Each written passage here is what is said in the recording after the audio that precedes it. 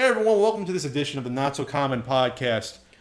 I'm Pat Contry. This is Frank. We've had Frank on Hi. a few times before, never with video. I know. So I forgot my webcam going over to Frank's. We actually ordered food, and it's going to be in the way. So I'm actually I taped my iPhone to the top of the laptop. You're giving away all your technical secrets there. So that's why it's not exactly perfect. But Frank, what's been going on in your life? Oh, not too much. We're just working. Just working for the man? Working. Well, I work for myself. Well, I guess I work for other people too. Not much happening. Do you like working for yourself? You like having the freedom to do that? Yeah. Some people can't handle it. Some people need the discipline to work for themselves. Yeah, I'm good at the work, but not at the business of it. So maybe not the force, scheduling stuff. Maybe no, the scheduling is all right. It's the business, the paperwork, and all all that stuff. That kind of thing, keeping up with everything. But the work itself, I like because I like the gardening. I like to be outside every day, so I don't mind the work, and I don't mind each individual day. It's the grind, today, tomorrow, next week, next month. Did you think you'd be doing what you're doing now when you were younger? I don't know. I think about that a lot, actually. Well, that's why I asked. But I never can come up with what I thought I was going to do. Like I never could think of what I thought I was going to do when I was a kid. What did you never like when I was a kid? I always said like I want to be an FBI agent. Or I want to, do something like that. No, I don't know. I never really thought about it. I really didn't. I didn't know what I guess I could, if I was going to be anything like an artist or a writer or something, but I was not talented, so. Did your dad ever push you to do anything? No. Well, I thought I might be a teacher at some point, and he thought that was pretty good because... you stay in, you can be involved in sports, you have the summer off if you don't have like a big family or expenses. If you got married to another teacher, then you both would have the summer off and you could travel or hang around. And you're working like 8 months a year in essence. Yeah, and you get like vacations and a pretty good benefit package, and it's rewarding too.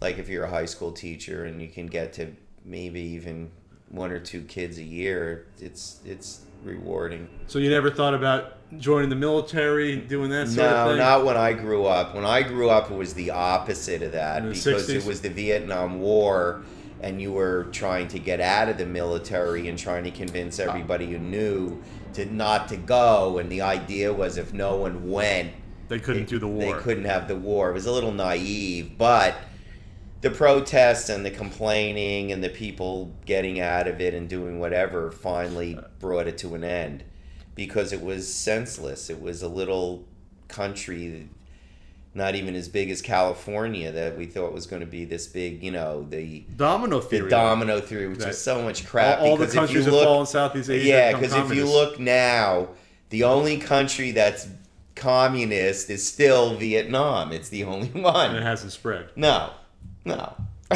Because people like McDonald's, they like being able to buy stuff and own even the Chinese aren't as much as they were. No, they're totalitarian still, but they're trying to do both, and it's difficult because it's hard to be capitalist without freedom of ideas. Sure. It's hard to have entrepreneurs if you don't have the freedom to think and do your own thing.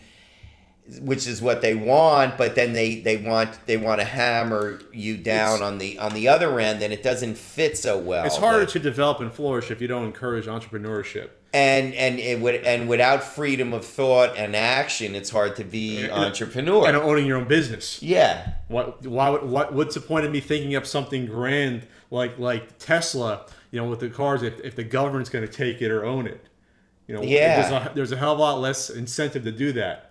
That's how we operate as humans. It's right. We want to work for it. We want to see our own success. So without the political freedom or the social freedom, it's hard to have the economic freedom. But they're slowly probably turning because I understand why they did it at first, because they were a monarchy and they had all these people and they were starving. Yeah, sure. And so they go to the other extreme.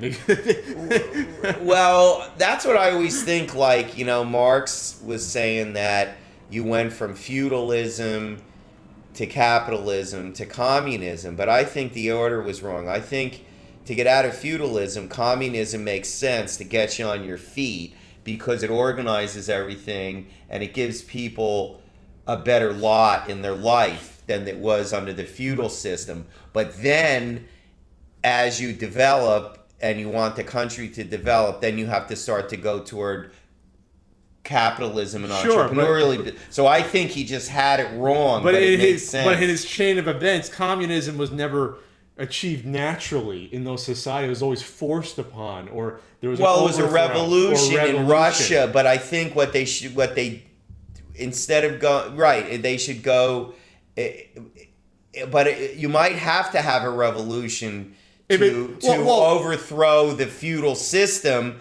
Then you could have communism to sort of organize, get everybody in school, get medical, whatever, the military, whatever you organize. But then, if you want to go further, you have to have capitalism and entrepreneurship, I think, and freedom of ideas and art and everything else. All the European countries, the U.S., they went from monarchies just about to capitalism. There was no communism. Right. But I could see that as a step in between for their specific. Takes a lot of organizing. I think the issue with that, and it's happened in Russia and it's still going on today, because it's an oligarchy owned by basically uber capitalists that control the government. So they couldn't get away from that. Isn't that fascism? Well, the whole point is that communism, I think, goes against human nature, and the human nature is to try to achieve for yourself, be a little greedy and selfish to fend for yourself and your family, which works with capitalism. Doesn't mean capitalism can be unencumbered with no rules set, because obviously that can be bad, and we've seen that in the past 15 years in this country. Well, I think a little socialism worked in. Oh yeah, sure. Good. Well, socialism is sort of like the happy sort of cousin over here. I don't think that related to communism. Yeah, I think a little bit of that, especially as things change, and there's certain things that are better off if we share. I know that's awful, but no, we've always been sharing. Yeah, I think it's good to share, but you still have to have the idea, or the people have to have the idea in their head. Well, if I do this myself, or invent this, or make this, I'm gonna have it. It's mine. Well, sure. You have to have that too. Well, that goes back to the Romans. They weren't socialists, but they did social works. They built water systems and roads for everyone. And yeah, you had to pay a tax, but it was for the common good. You have to do that, but you also have to have the people to think that if I'm smart enough to do this, I should keep it. I should keep it for myself, because otherwise you don't have them thinking that way. Like you were saying, it's human nature. If I'm gonna do all this stuff and then it's just gonna be taken away from me, and I'm still gonna get $4.25 an hour, why should I even do it? Well, that's the point. What's the expression? To each according to their want, or give according to what the hell you can do. I'm totally straight. Yeah, I know what you mean. Yeah. But the whole point is this: is that if I could be a ditch digger or a doctor, and I have the capacity to do both, one's a lot harder to achieve than the other. Right. It takes a hell of a lot more to get there. So if I manage to get there, which not many people can do, why am I still earning the same as a ditch digger? Right. You deserve more. I took the risk, and not only that, there's less of me. I'm more highly skilled. Well, you have a skill that not everybody has, and you don't like those kind of guys. They don't get paid by the hour of the job. They get paid by what they know. And they're essential. Like you can't replace them as easily. Right. So again, that's just, I guess that goes back to capitalism, supply and demand in the marketplace. What is the value of your work compared to the next person? Not everybody can go to college, because somebody's got to fix my plumbing in my car. Well, sure, but those are still trades though that you can make a lot of money being an electrician or being a mechanic. Right, and you have to have that too. And you have to be trained as well. Right. Those aren't dummies. No. They had to learn. So it's all good in that way. So you need that. You need the carrot besides the stick. You need somebody to say, well, I'm capable of doing this. And not everybody can do it, so I should get a little more. And that's just logical, and it's fair. It's fair. It's fair. Otherwise, then, hey, if I know that I have the skills to do something, but I'll be working my ass off for making nothing, I'm just saying, oh, I don't know how to do that. I can't do that. I'll just rake leaves. No offense, Frank. That's okay. Well, you don't like that many leaves. No, but that's the other thing that people think, too, about my job is that you could throw a rake and a blower or a mower in your truck and be what I am, which isn't true. Well, that's a small part of what you do. But that's not the design work, irrigation, landscape. Yeah, and knowing about the plants. Curb appeal, as you call it, making it look nice. Yeah, and then, what's this on the leaves of my plant? I'm supposed to know what it is. How do you attract certain birds or butterflies or hummingbirds? No, I'm with you there, Frank. I'm with you. So there's it's all... I'll hire you for my landscaping soon. Great. As soon as I have some money. How about I'm going back to the feeling of the 60s. I just finished watching Mad Men. And that series was basically 8 seasons, but it went from 1960 to 1970. So you start. Really? Oh, I thought it was the 50s. No, 60 to 70. Oh. But when you're in the early 60s, though, you still have the remnant of the 50s. Still yes, of course. Still bleeding over. Of course. But then once you get to the mid 60s, though, you start to see the different. Shift. And then once you get to 70, you're totally different. You're not in the 50s anymore. That's what's so fascinating about the show, is you see it happening as the seasons progress. Yeah. And you experience, That's weird. I always thought this show started in the 50s. No, it's 60. I was wrong. I guess I never watched enough. But it's interesting because you see the transformation of America along with the characters as it goes right. on. Because they experienced death to JFK, MLK assassination, the murmurings of getting into Vietnam. It's like, oh, we might go there, and we're not going to go there. As Johnson said, we're not going to go there. Then we're there, and then it becomes it's quagmire. A big part and then part of the plots as well. This person's going. I know a person who didn't come back, and it's sort of always on the periphery. So is that how it felt in the late 60s to early 70s, where the Vietnam War, you almost couldn't get away from it even if you wanted to? Well, I was young then, so it was a big part of what was going on for me. It was always there, and it was always something that was between that and the civil rights movement. I mean, everything was all crazy then. I mean, just felt like nothing was in your control, where all this bad stuff was happening. Right, and you just felt like everything that had happened before was going to change. And of course, being young, you didn't think it was fast enough, and then the older people thought it was too fast their world was really changed a lot, right away. And that was some people talking about the civil rights movement. It's like, oh, it's happening too quickly. Let's of course, if you were black, you didn't think it was happening fast enough, because that was all that stuff with the marches in the South and the separate water fountains and God, I mean, it's just inhuman, embarrassing that our country held it for so long. Well, just the fact that we went along with slavery was bad. That's haunted us forever. Still, how we could say it was okay, I just can't. Even then, I mean, it still seems to me like I guess maybe it's hard to put myself in that era, but I would think even then people should know it was wrong. Oh, I think people, you know what I mean? You have an abolitionist. You have people in the North that were against it. Some in the South, the Underground Railroad. Just to know that it was wrong on the face of it to own another person. I'm just like, what the hell? I think, though, that a lot of people were so removed from it.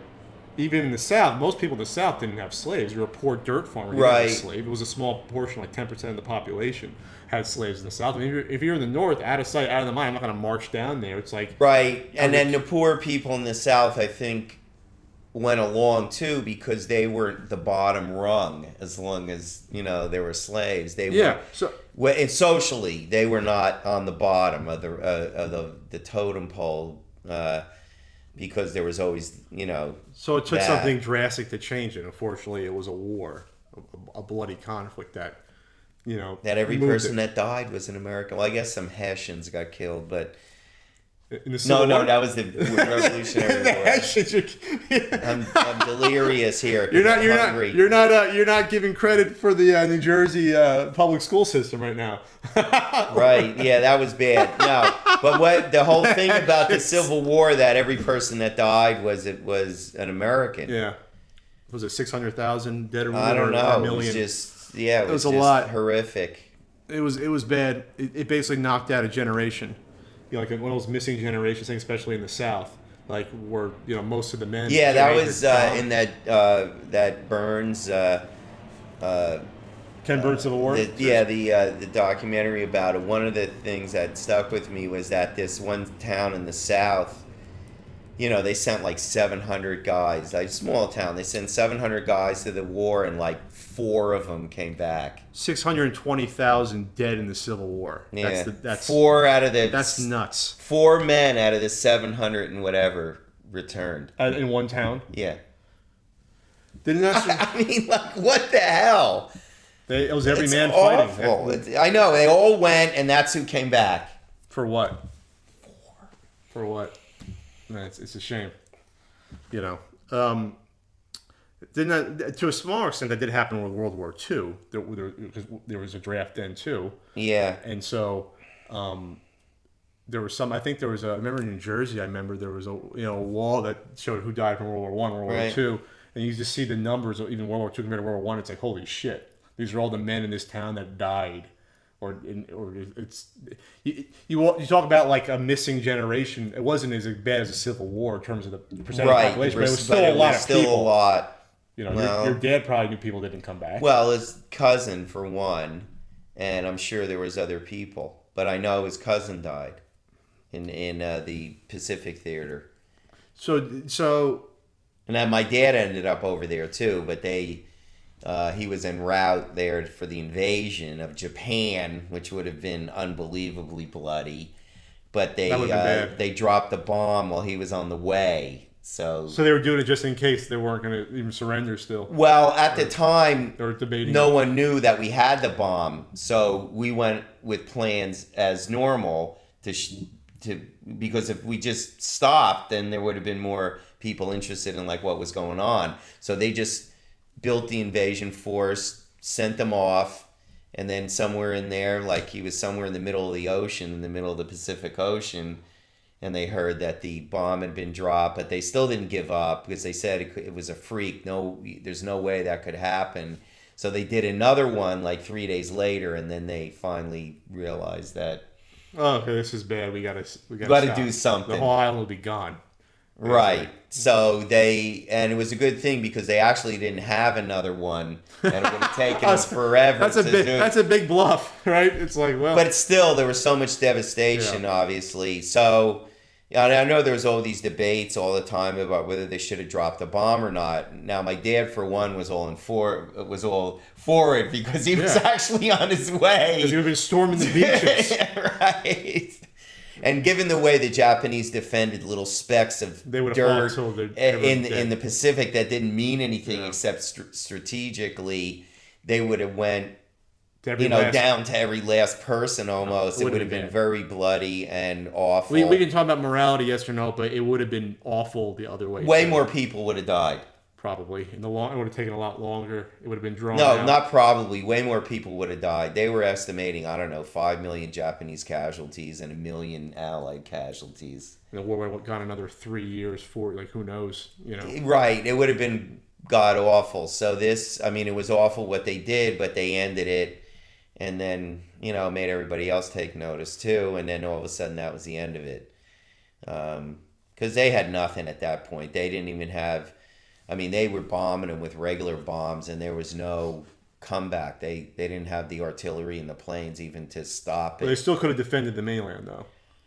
Yeah, you would still had to take over, and you would have to kill them all, which was like... they discovered... I remember in the 70s or the 60s, they discovered some Japanese soldiers on some island that were still thought the war was going on like 20 years later. Oh, yeah, they were still out there. They were still on some island and gotten left, and they were still there defending the territory. and assuming that they hadn't heard anything. So they figured the war and the war was on, and then it was just some research group or who knows what was there, and they go, "What are you talking about? The war ended 25 years ago or 27 years ago." Wow. And they were still there, 20 whatever it was in the and it was like, geez.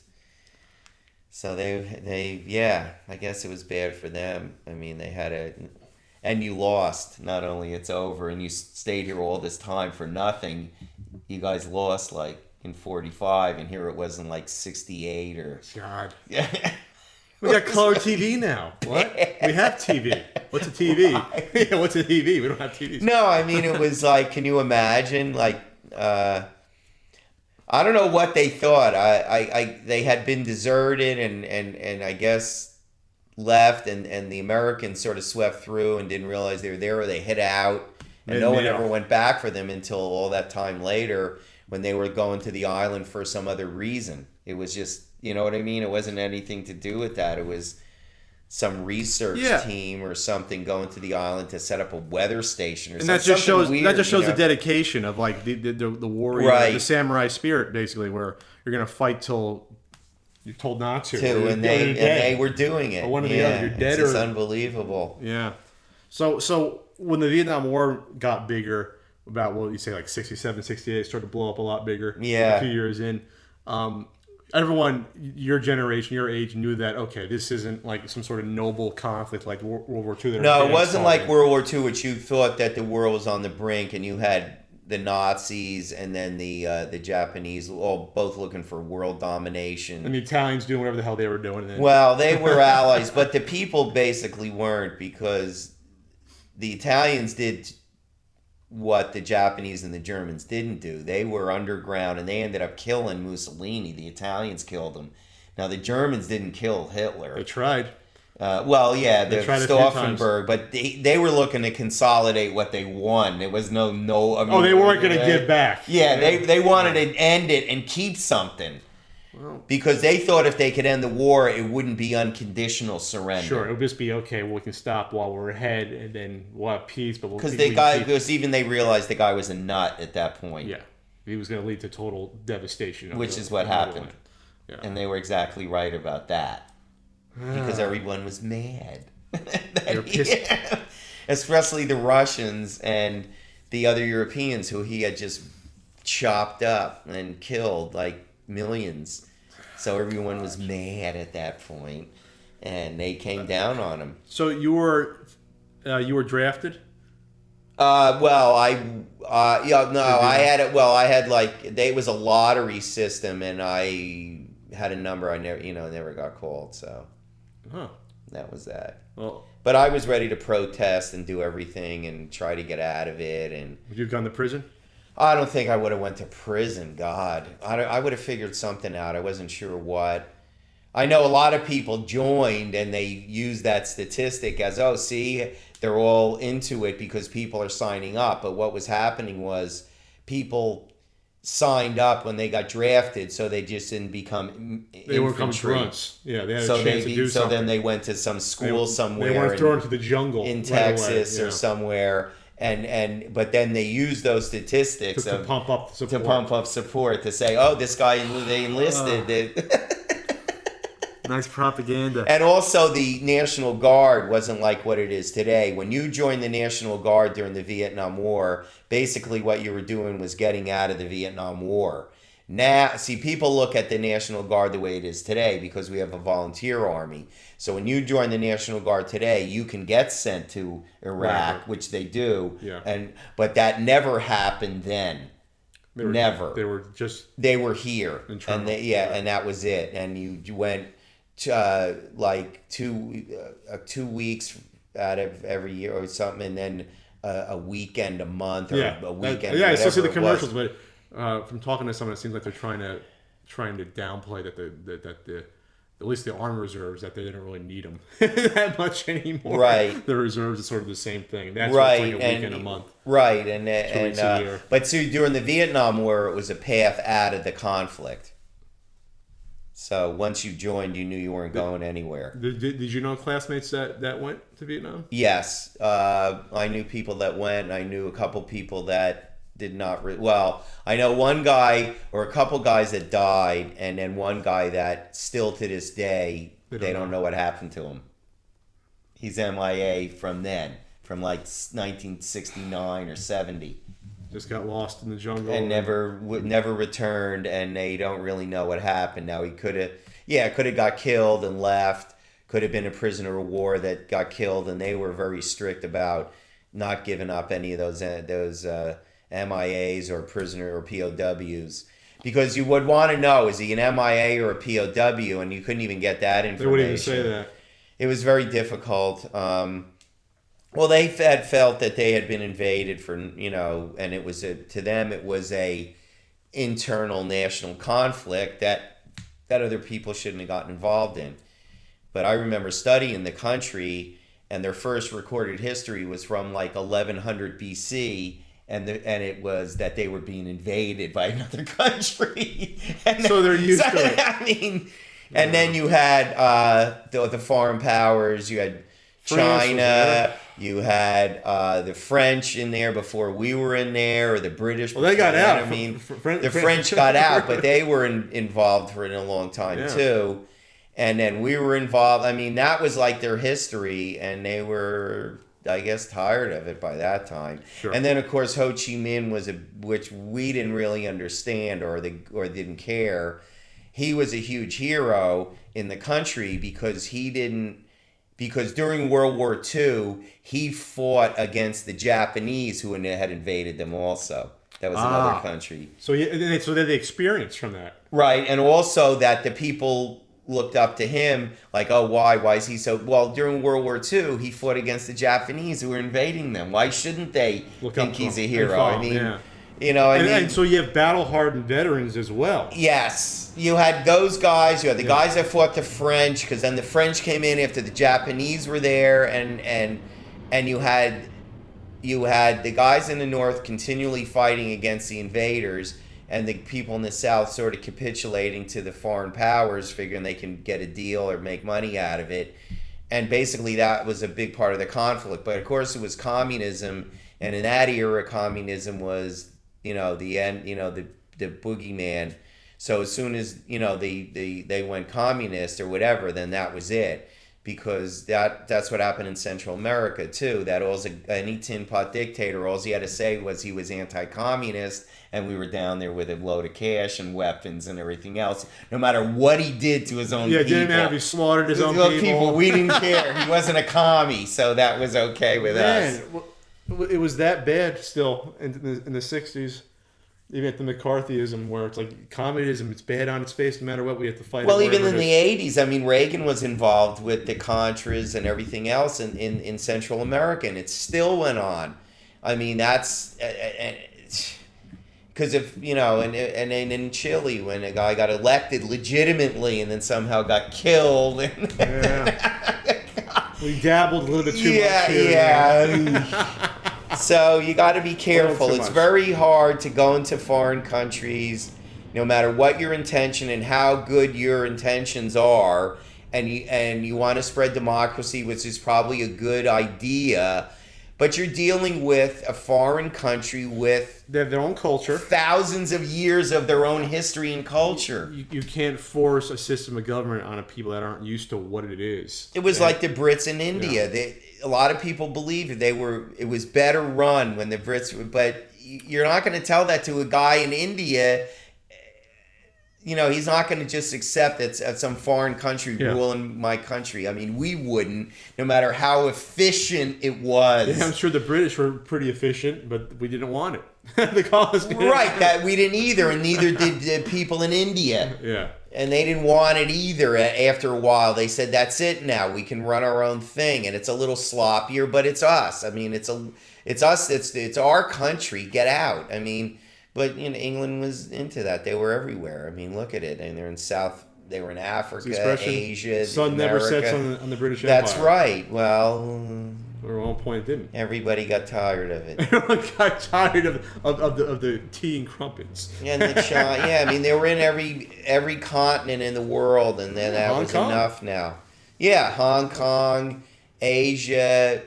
They were in India and all those countries there. They were in South Africa, and the other parts of Africa. They were in the New World until we had to kick them out. So I mean. And it's lucky it happened then. Well, they still are in the New World. They're still in the Caribbean. In Canada. And, if you get Canada. It's a Commonwealth. But I mean... I always forget about that. It's like, technically it's part of the British Empire. Right. And it was lucky. We were lucky that the technology, it took them 3 months to get here. Even if they decide... Even if they decide right this second to send more troops, it would take them months to get here. So... Well, we were lucky. That's actually sort of, not entirely, but a parallel to Vietnam, because we had hardened veterans from the French and Indian War only, 20 years earlier, 20, 30 years earlier, that remembered fighting, you know what I mean? So the French, and then we wanted it, and then my understanding too of the revolution is that a lot of people wanted to be with England. It started very unpopular. They were saying, no, this is right. And if England was smart and gave them a little bit, it would have been. They never would have lost. I mean, and then by the time things rolled on, they never would have got rid of them if they had given a little concession. From my studies, it started as a very unpopular war. The idea was unpopular. And just not everyone was revolting because you had people with a lot to lose. If you had a lot of money, if you're living fine, why would you want to participate? And a lot of them were English. Their cousins were still living in England. They're card-carrying Englishmen. At the end of the day, that was their king. And they were, a lot of them were born there, or they had relatives still there. Their father or mother. Yeah. And they didn't think it was a good idea at all. Like, what are you, crazy? Yeah. But they couldn't get one little taste. They'd give them a little. That's why they just give them representation and the ability to negotiate the taxation, and they wanted representation in Parliament at least. Give us a say. We're living over here. We're so far away, and you're enacting all these laws against us that we don't have a say in. That's wrong.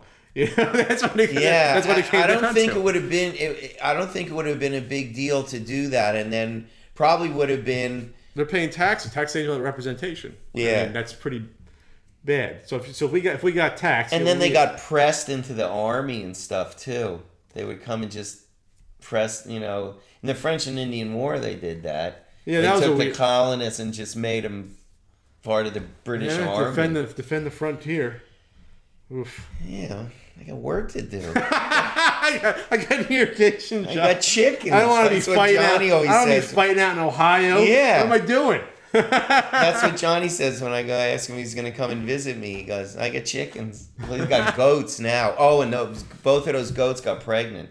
Oh, okay. Because he brought the Billy in for a month to live with his goats, and they got him pregnant. Now we're talking about goats on the podcast, about raising little Billy goats. Yeah. For milk or to eat or whatever else. It's actually for meat because of the influx of Middle Eastern immigrants to the United States.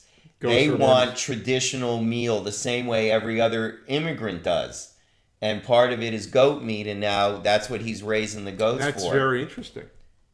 Did not realize that. He's raising it because I thought it was for cheese and milk too, but he goes, no, meat. And he says it's a lot easier than raising cattle per pound because they eat anything and they're smaller and they're not as big of a hassle, and you get them up to the weight quicker and sell them. Oh, quicker than you would a cow. Cows are gigantic. I know. There's cows on that land too from the old owner that they get a little sty pen there, and he can run his cattle still, and they're gigantic. I mean, I come across them bird watching sometimes. All of a sudden they're there, and they're dim, really. and they run away from you. It's funny. Do you feel, just in terms of the political climate, do you feel a little similarity to how it's becoming now versus the 60s in terms of all the protests and the marching? And There's a little bit of it. People feel like they're not being represented, or they feel like they're not a part of the system. And also, you have a president that thinks he's the CEO of a company, or an owner of a company that just can say, well, arbitrarily, this is what we're doing. Sure. That's the one thing about him I don't like. Well, besides all his other foibles, but it is, and you see it. Well, that's what happens too. At least in this country, when something gets out of whack, you energize the other side. It always seems that way, which is a good thing.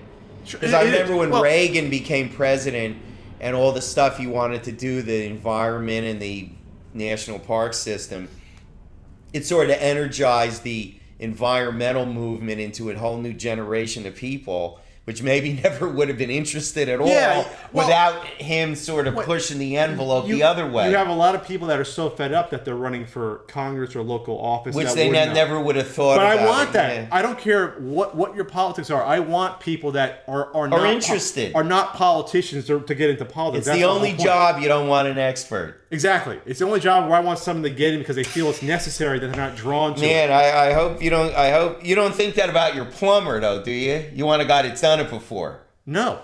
I don't.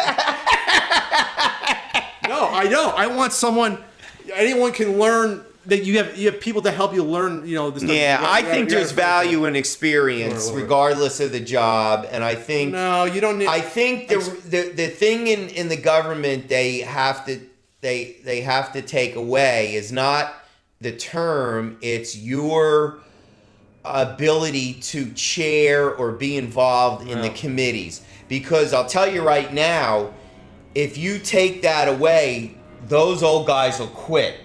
Because that's their whole point. I don't want any. Their whole point is to run the committees. Now, if you then give them a limit on that, they're gonna leave. Not necessarily, but because they still have a sweet deal. So half of them don't do shit. Well, I don't know. They get great benefits and they maybe kick back here and there. You don't know where the money's coming from. Well, that's the thing. The whole point is that when you're entrenched in power in government for 20, 30 years, you're powerful because of your influences. You know so many people, you can get stuff done. But that's also bad because then you're the same reason. You're the gatekeeper because now. The same reason. Done. You see my point? Right. Well, if they were kicked off being the chair of the committee, they wouldn't have as much influence. The other thing they got to do is if you're elected to office, go your time. You cannot be a lobbyist after that. I think we have to somehow because then these guys turn around to have the John Boehner. He went from and they know everybody, and then they get some fortune from some company that wants the law changed a little smoothed over for them. Well, there's got to be something done about lobbying. I don't know how you get. I don't either. I know that's a very big problem. They're literally down the fucking street. All the lobbyists, they're like right there, and they just come and then they're the same guys. Yeah, they talk to the congressmen, the senators, and hey, let's go out for dinner. Maybe we can. Oh God, who the fuck? Who knows what goes on? All I know is it's not good. See, that's why I have to. And we gotta look at the small picture. And the gerrymandering is awful, and that's why I always tell you about how hard it is to get people out of power because the gerrymandering as well. Well, you know why they call it that, the gerrymander.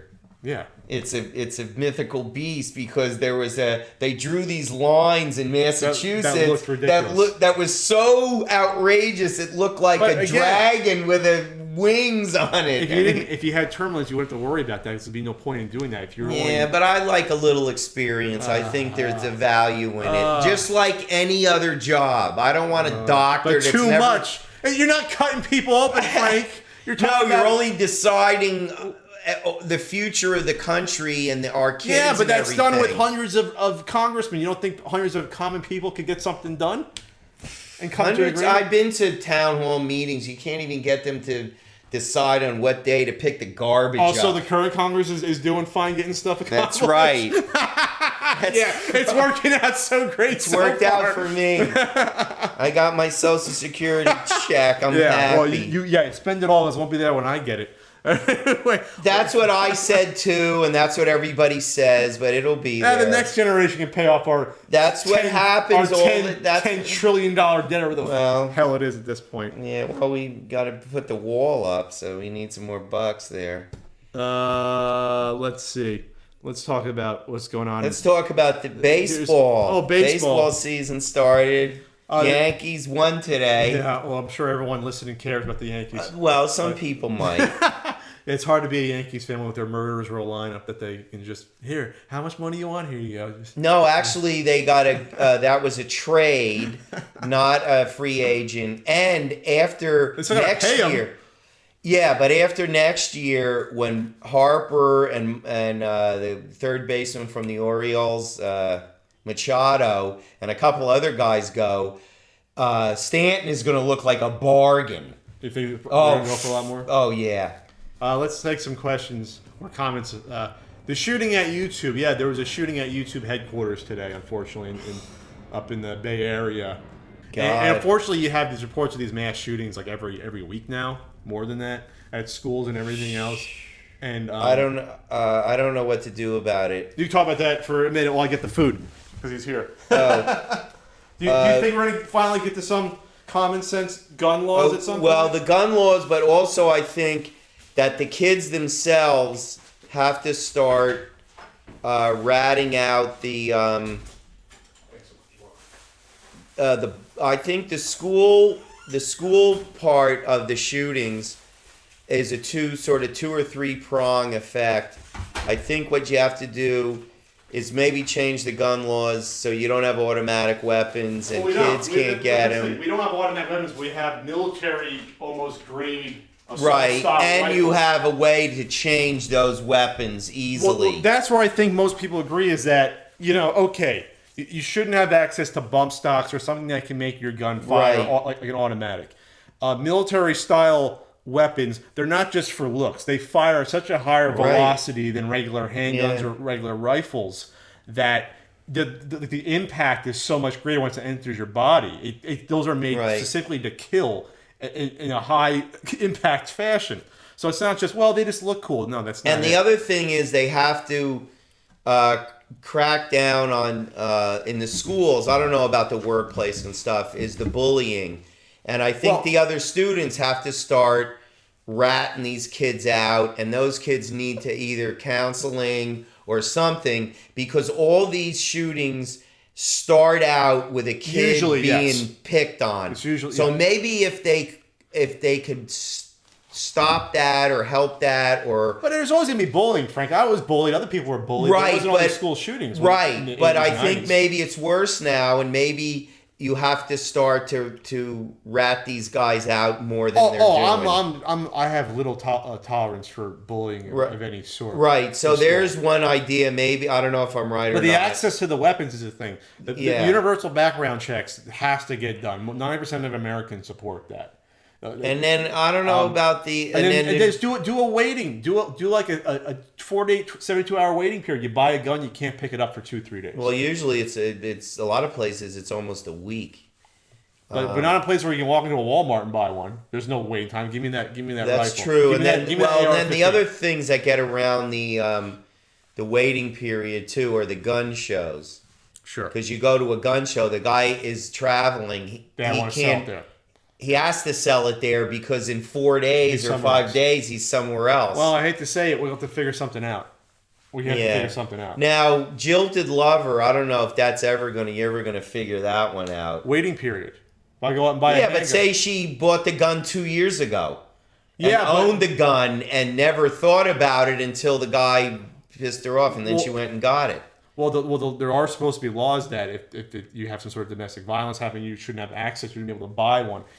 Now you're saying go take away someone's gun if they bought one years back and now they're a felon, or now they're not supposed to have it? No, I'm just saying that this woman here never had a record or anything. She might have just owned a gun, and that was the first time she used it. Well, sure, but you can't legislate that easily. That's what I mean. And also, people. What can you legislate versus what you can't? You're not going to take everyone's guns away. No. but you can curtail the manufacture of stuff that makes guns, yeah, or automatic weapons, and make the waiting period psychological, universal background whatever. checks. And if you want to say ban the AR-15, you're not gonna get a huge argument from me on something like that. A military style rifle that even someone in the military I spoke to. Yeah, I mean, a lot of these guys. Well, and then they're the pipe bombs. I guess you have to buy gunpowder for that. Maybe there's a, you can buy gunpowder because a lot of people pack their own shells, but usually when they buy gunpowder like that, they're making like pipe bombs out of them. Sure. And it's not that hard. You can go to a plumbing store and I can buy everything else right there. Yeah, there was just that bomber in Austin that killed 3-4 people. We did like 5 bombings, but it's a lot. It takes a lot more initiative and time to build a pipe bomb than buy a gun. They and caught go that guy. Yeah, they caught him and he blew himself up.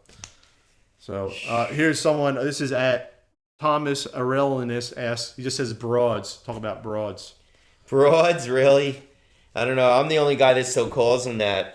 Gun control. We already answered that. Yeah, broads is a term going back to the 30s or 40s. Yeah, I'm not even sure where it originates. I know in the detective stories there was another word they used to call women a twist, but if you see their bodies, they're a twist. I don't know if they ever said that in Mad Men. They might have. There's a character, Freddie Rumsen, in Mad Men in the 60s, and he's a little bit older, so you can tell his lingo and cadence is like 40s and 30s. And he might have called a girl a twist. Yeah. Yeah, I don't know. Still interested. I mean, I'm old, but I'm still viable, so I'm still looking. And I'm always looking for him.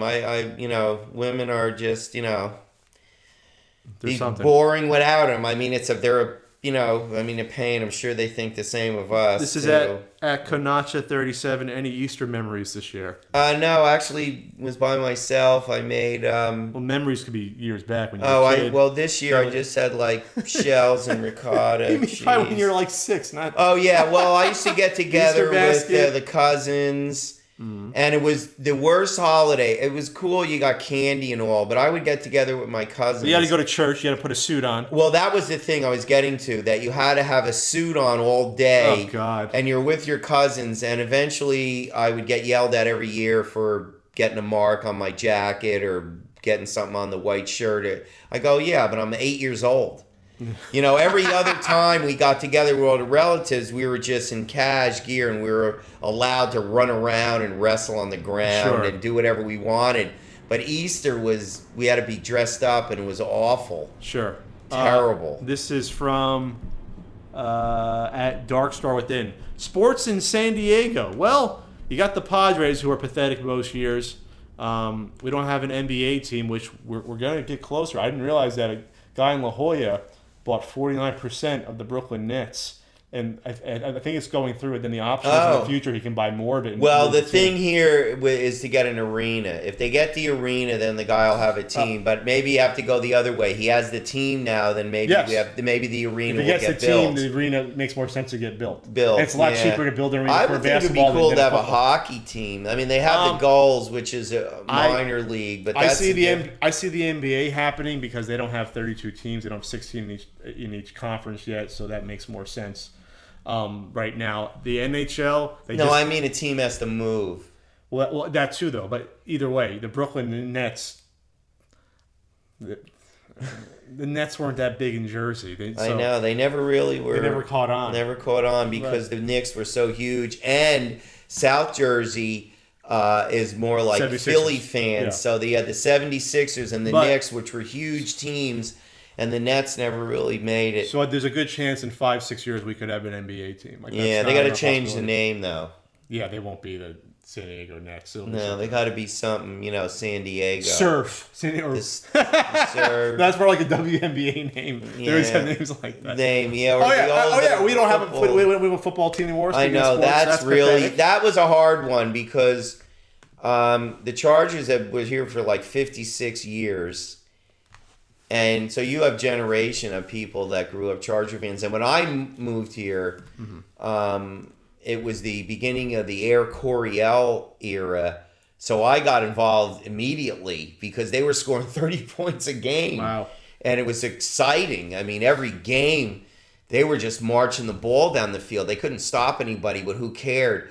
and they were really exciting. And then and to go from that to this, but the owner wanted to move. It was obvious. Yeah, it was obvious. It was because ridiculous. Once they moved and quoted the numbers, he paid more to move than they were asking him for his end of the new stadium. Yeah, it's ridiculous. So he just felt like going to LA was going to increase the value of his team. And that was that. And then they just sort of lied about it because they wanted people to go to the last year. You know, they didn't want to be a lame duck or whatever. At Dade L. Murphy 85, Frank, what were some of the TV shows and films you liked as a kid? Peace out. As a kid, I mean, a young kid. I guess young kid. I guess before you were 10. I guess. I don't know. As a young kid, I remember we used to go like there's a lot of like Disney stuff. Fantasia, I remember seeing was outrageous. Oh, Tom Thumb was a really cool movie with, at the time, great special effects with Russ Tamblyn as Tom Thumb, and it actually had some pretty good actors in it because Peter Sellers and some other famous English actor was in it too, and I can't remember his name. But anyway, that was one, and this sort of the Disney fantasies and the cartoons. The live action ones like David And then Crockett. some of the old 50s monster movies too. You go to, Day the Earth Stood Still or Them or, Godzilla, Rodan, all those movies. That's what, and then and then the Westerns. I remember seeing The Lone Ranger too, was pretty cool in the movies. Of course, you never heard anything. It was just the matinee with 200 screaming 8-year-olds. You didn't hear anything. This is a good question from Salvatore. I'm a lifelong New Yorker who's looking to move someday to San Diego for the next phase of my life. What are things about California life that will be a culture shock? I think the food might be, you really have to seek out some good Italian food, but it's available. And of course, you could always cook yourself. India Street is a really nice Italian section, and you can get everything you'll need to make your own, but there's some good Italian restaurants there too. What about the people in terms of culture? They're a little more laid back. Little. It's not a little. And, they're just different in that way. They're friendlier. Okay, here's one thing I really found. They're friendlier, but it's harder to make a close friend. Like, they allow you in the first sort of ring. You get in the door, but not the kitchen. Yeah, you get in, but you don't become close friends. Like, back east, you don't have acquaintances. You're either a good friend or you don't care about the guy. Sure. But here, there's a lot of people that'll be real friendly to you, but don't go the next step. So I found that to be true. Yeah, I've actually seen that too. I've seen people or exes where they had people that were tons of girls that they knew that they were friends with, quote unquote, but how many people can you actually trust and tell everything? Right. A few. Yeah, versus the 30 girls that they knew. Right, and back east it was different. You knew less people, but you were closer to them. And of course, being from there and you lived your whole life, you have a lot of social stuff around the family, which if you move out here, that's not going to be true because your family's probably still going to be back there. What was your, this is from that AC Vader, what's your favorite time filming with me for an NES Punk video? What was your favorite time filming an NES Punk video? Wrestling, being tied in the chair. I was tied in a chair. 5th anniversary, remember? With Ian holding the gun. You don't remember that? I don't remember that one. Ghost Frank in front of the green screen. That was fun. The Ghost one was fun. And, the one outside, remember when I threw the game and you guys were wrestling around? Oh, the recent one. That was fun. That was okay. This is from at Icebra asking, does Frank have any memories of Toys R Us or any thoughts on them closing? No, I was a little older with Toys R Us. That's right. When I was a kid, it was mostly local stores or the big department stores, which I guess are going under now because the malls are going under. But the big department stores. Go to Bamberger's toy section? Yeah, Bamberger's, Kresge's. JCPenney? Yeah, or they would have these gigantic toy sections that were just unbelievable. And then at Christmas, you'd Sears. wait for the catalog. Oh, and yeah. you would see all the stuff you had no hope of ever The getting. Sears catalog is famous. It was it's like a phone book for but everything. the catalog itself was worth it. You know, I mean, we didn't have internet. We had you board games. Well, you went to Toys R Us for your daughter in Boston. Yeah, I went to Toys R Us for my daughter. She liked going there. And Yeah, it was fun. Yeah.